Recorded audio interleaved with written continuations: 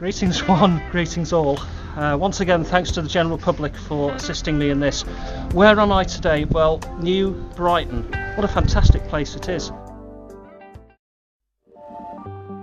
New Brighton, which lies on the very tip of the Wirral Peninsula, was once one of the best and busiest seaside resorts in Britain. In the 19th century and parts of the 20th century, thousands of people used to flock to the resort for holidays and for day trips.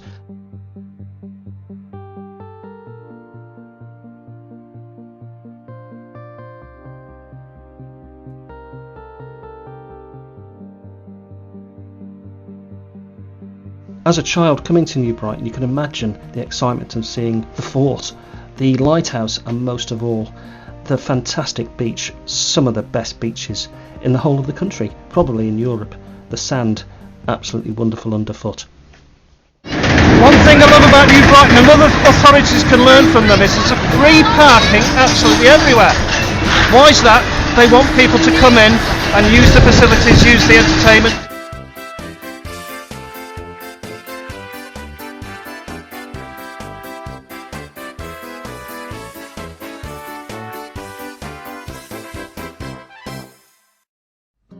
Up until 1830, the area had a strategic importance as it guarded the entrance to the Mersey estuary.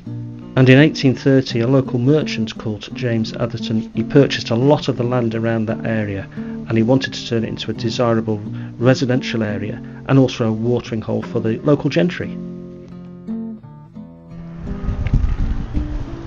This building, it dominates the town. It is the Catholic Church of Saints Peter and Paul. And what is interesting is the sign. It's in English and in Polish, so there must be a huge Polish population around here. The Church of St. Peter and Paul was known as the Dome of Home by local sailors who were able to spot it a long way away as they approached the River Mersey. Unfortunately, the church closed its doors for the last time in 2008. New Brighton was one of the top resorts in the country, in the whole country, on a par with Blackpool. It even had a tower. It was opened in 1900, but unfortunately it closed 20 years later due to lack of maintenance. But of course a lot of buildings had been built to cater for people coming over from Liverpool for their holidays. They came over in the masses. The sands here are superb, and I'm outside one of the very old buildings now. It's derelict at the moment, not quite sure what it was. It looks like the grounds of possibly a hotel.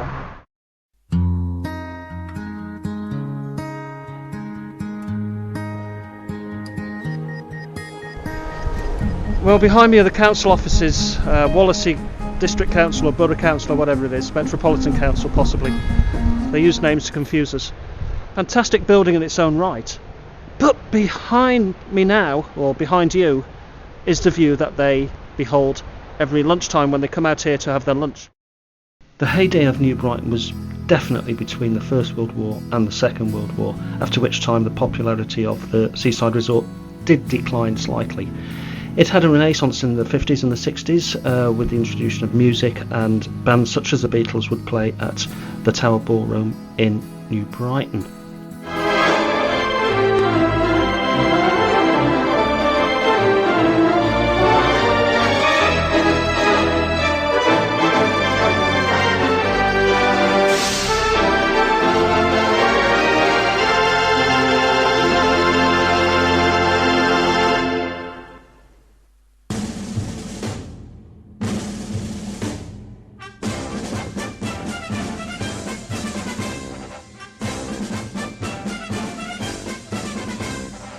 But what I've got behind me is part of an old fortification wall, and it's from the Napoleonic Wars, I believe.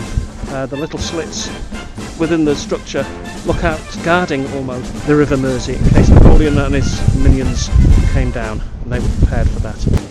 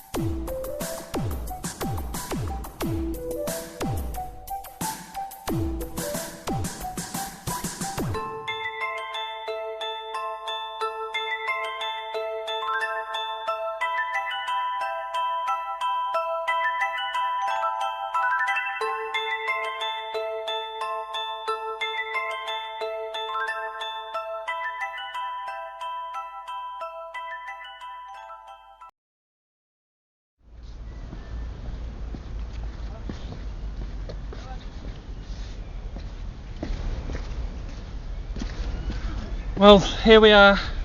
We've come to the end of our journey. I hope you've enjoyed the film. New Brighton, what a fantastic place. I've had a really nice time here. The people here are absolutely wonderful, salt of the earth people, and they've really looked after me very well indeed. All that remains now is for me to say goodbye. Possibly you'd like to come to New Brighton yourself one day. I do recommend it, and join me again for another trip out somewhere next time. Bye for now. Bye.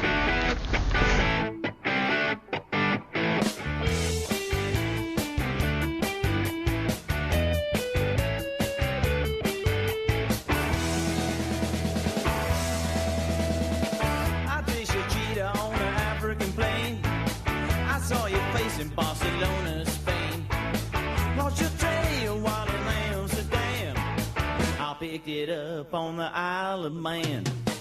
Took the ferry back to Liverpool, just looking for you know who. You disappear every time a flag unfurls.